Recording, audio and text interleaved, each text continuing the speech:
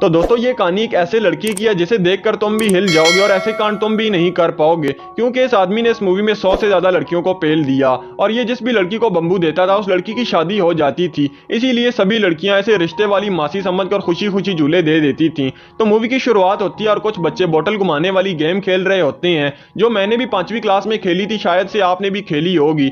इस गेम में लड़का बोतल घुमाता है और ये बोतल जिस भी लड़की पर आकर रुकेगी वो दोनों अकेले कमरे में चले जाएंगे, लेकिन मैंने ऐसी वाली नहीं खेली थी वरना मौज ही आ जाती। तो तभी एक मोटे लड़के का नंबर आता है तो वो खुद से 100 गुना पतली लड़की को कहता है आजा रानी बस 10 मिनट के लिए, और वो दोनों चले जाते हैं अकेले कमरे में। इसके बाद पप्पू की बारी आती है और उसकी बोतल एक काली जादूगरनी पर आकर रुकती है और वो दोनों कमरे में जाते हैं। तो काली जादूगरनी पप्पू को कपड़े उतारने का कहती है, लेकिन हमारा पप्पू बेचारा तो डर ही जाता है और वो साफ मना कर देता है। और वहीं बाहर बैठे मोटे को लगता है कि अंदर पप्पू को तो मौज आ रही है, लेकिन तभी जादूगरनी पप्पू को लात मारकर बाहर फेंक देती है, जिसे देखकर सभी बच्चे डर जाते हैं। और वो जादूगरनी पप्पू को शराब देती है, आज से तू जिस भी लड़की के साथ पलंग तोड़ेगा वो तुझे छोड़कर चली जाएगी, ठेंगा दिखाकर। और हमारे पप्पू के बाल उखाड़कर चली जाती है, जहां पप्पू बेचारा बहुत डर जाता है। और अगले सीन में हम देखते हैं कि पप्पू और जप्पू दोनों बड़े हो गए थे और जप्पू वही है मोटा जो मौज ले रहा था, और अब ये दोनों डॉक्टर बन चुके थे दांतों के, यानी डेंटिस्ट। इसके बाद वो दोनों एक शादी में जाते हैं जहां पर दुल्हन पप्पू को थैंक यू कहती है, क्योंकि पप्पू की वजह से ही उसकी शादी हुई है।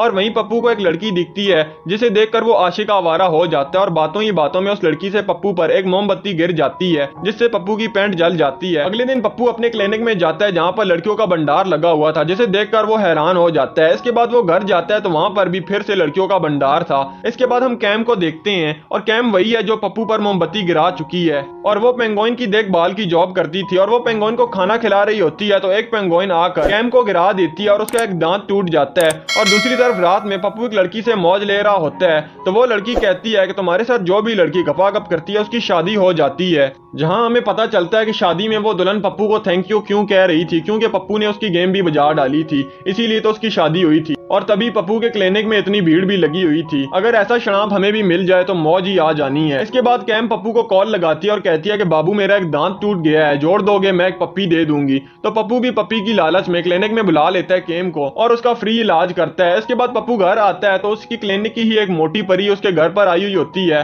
और कहती है कि मेरा मोटा और काला शरीर देखकर कोई भी मुझसे शादी नहीं कर रहा, तुम मुझे बाजार डालो ताकि मुझे भी मेरा सच्चा आशिक मिल जाए। ये सुनकर पप्पू भी घबरा जाता है। इसके बाद पप्पू और जप्पू मिलते हैं तो जप्पू कहता है यार तू जिस भी लड़की को मुर्गी बनाता है उसकी शादी हो जाती है, तो तू इस बात का फायदा उठा और खूब पैसे कमा ले। पहले तो पप्पू मना कर देता है, लेकिन जप्पू उसे कहता है कि यार जॉनी भैया को देख, उन्होंने कितनी लड़कियों की हेल्प की है, कभी ड्राइवर बनकर और कभी प्लम्बर बनकर, आज इसीलिए जॉनी भैया को दुनिया सलामी ठोकती है।